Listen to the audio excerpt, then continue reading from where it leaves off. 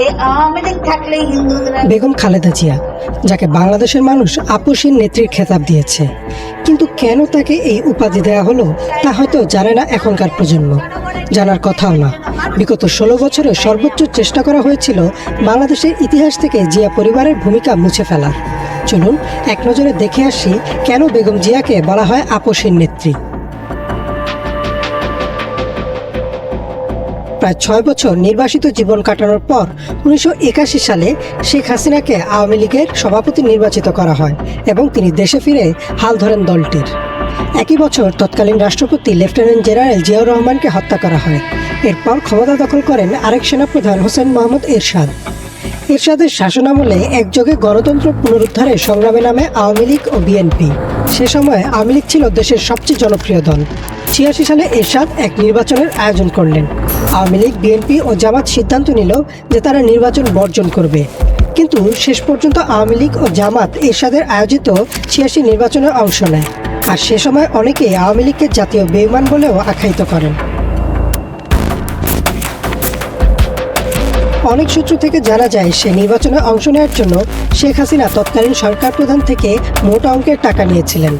জাতীয় পার্টি আওয়ামী লীগ বা জামাত নির্বাচনে অংশগ্রহণ করলেও বিএনপি নির্বাচনে অংশগ্রহণ করল না। করলে হয়তো শেখ হাসিনার মতো বেগম জিয়াও মোটা অঙ্কের টাকা পেতেন। সে সময় থেকেই তার নাম দেয়া হলো আপসীর নেত্রী। 86 নির্বাচনে অংশ না নিলেও খালেদা জিয়া তথা বিএনপির জনপ্রিয়তা উঠে গেল তুঙ্গে। 91 সালে এরশাদের পতন হলো। তত্ত্বাবধায়ক সরকারের আয়োজনে অনুষ্ঠিত হলো নির্বাচন। আওয়ামী লীগ দেশের সবচেয়ে জনপ্রিয় দল, এমন বিশ্বাস থেকে শেখ হাসিনা নির্বাচনের আগেই মন্ত্রিসভা ঠিক করে রেখেছিলেন, কিন্তু জিতে গেলেন বেগম খালেদা জিয়া ও তার দল বিএনপি। অনেক বিশ্লেষকের মতে 86 নির্বাচনে এরশাদের সাথে আপোষ না করার কারণেই এত জনপ্রিয়তা পেয়েছিল বিএনপি। 1991 সালে ক্ষমতায় এসে পূর্ণ মেয়াদে শাসন করলেন বেগম খালেদা জিয়া। মেয়াদ শেষে তিনি দলীয় সরকারের অধীনেই 1996 সালে নির্বাচন দিলেন। অনেক বিশ্লেষকের মতে এটি ছিল একটি রাজনৈতিক ভুল। একই ভুল 2014 সালে শেখ হাসিনাও করেছিলেন। কিন্তু বেগম জিয়া যখন দেখলেন এই নির্বাচনের পক্ষে জনগণের সমর্থন নেই, তখন তিনি ক্ষমতা আঁকড়ে ধরে বসে থাকলেন না, কোনো আন্দোলনকারীর উপর গুলিও চালালেন না। তিনি তার ভুল শুধরে নিলেন, শান্তিপূর্ণভাবে ক্ষমতা ছেড়ে দিয়ে তত্ত্বাবধায়ক সরকারের অধীনে নতুন করে নির্বাচন দিলেন। 2009 সালের বিডিআর হত্যাকাণ্ড, 2013 সালের শাপলা চত্বরের ঘটনা, এসব নিয়ে 14 নির্বাচনের আগে অনেকটা দুর্বল হয়ে গিয়েছিল আওয়ামী লীগ। শেখ হাসিনা সেটা বুঝতে পেরেছিলেন, আর তাই তিনি তত্ত্বাবধায়ক সরকারের অধীনে নির্বাচন দিলেন না, এমনকি এই প্রথাই বাতিল করে দিলেন। বেশ কিছু সূত্র থেকে জানা যায় যে সে সময় শেখ হাসিনা বেগম জিয়াকে 2014 সালের নির্বাচনে অংশ নেওয়ার বিনিময়ে বেশ কিছু মন্ত্রণালয় দেওয়ারও প্রস্তাব দিয়েছিলেন।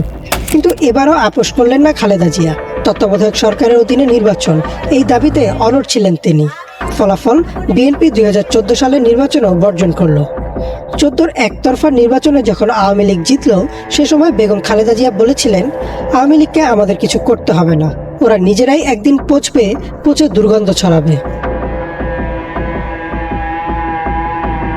কোনোভাবেই যখন শেখ হাসিনা বেগম জিয়ার সাথে আপোষ করতে পারলেন না, তখন জিয়া অরফানেজ ট্রাস্ট দুর্নীতি মামলায় তাকে সাজা দেওয়া হলো।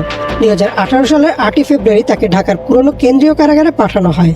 যদিও 2016 সালে 29 জুলাই পুরনো কারাগারটিকে পরিত্যক্ত ঘোষণা করা হয় এবং সব কয়েদিদের নবনির্মিত ঢাকার কেরানীগঞ্জ কেন্দ্রীয় কারাগারে স্থানান্তরিত করা হয়। অর্থাৎ 2018-তে পুরনো কেন্দ্রীয় কারাগারে বেগম জিয়া ছাড়া আর কোনো কয়েদিই ছিলেন না।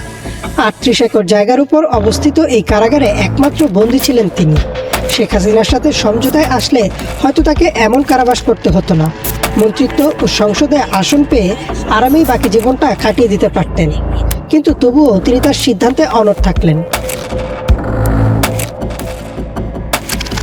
2014 সালের পর আওয়ামী লীগ সরকারের অধীনে আরও 2টি নির্বাচন হয়, 2018 ও 2024 সালে, যার কোনোটিতেই অংশ নেয়নি বিএনপি।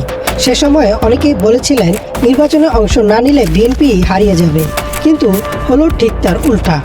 18 বছরের বেশি সময় ক্ষমতার বাইরে থেকেও হারিয়ে যায়নি দলটি, হয়তো বেগম খালেদা জিয়ার আপোষহীনতার কারণেই। অথচ 2024 সালের 5ই আগস্টের পর থেকে বাংলাদেশের কোথাও আওয়ামী লীগ নামক রাজনৈতিক দলের কোনো অস্তিত্বই নেই। ঠিক যেমনটি বলেছিলেন বেগম জিয়া, নিজেরাই পচবে, নিজেরাই দুর্গন্ধ ছড়াবে।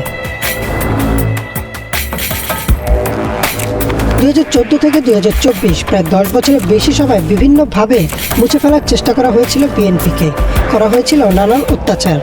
এমনকি সাবেক রাষ্ট্রপতি ও সেনাপ্রধানের স্ত্রী হওয়ার সুবাদে সেনানিবাসে একটি বাসভবন দেওয়া হয়েছিল বেগম খালেদা জিয়াকে। কিন্তু 2010 সালে অনেকটা ঘাড় ধাক্কা দিয়ে তাকে এক কাপড়ে বের করে দেওয়া হয় সেই বাসা থেকে। সেদিন তিনি অঝরে কেঁদে বলেছিলেন, আমি আল্লাহর কাছে বিচার দিলাম। সেই বিচারই বোধহয় করেছেন মহান আল্লাহ। প্রায় 14 বছর পর সসম্মানে তাকে সেনানিবাসে আমন্ত্রণ জানানো হয় সামরিক বাহিনী দিবস 2024-এর সংবর্ধনা অনুষ্ঠানে।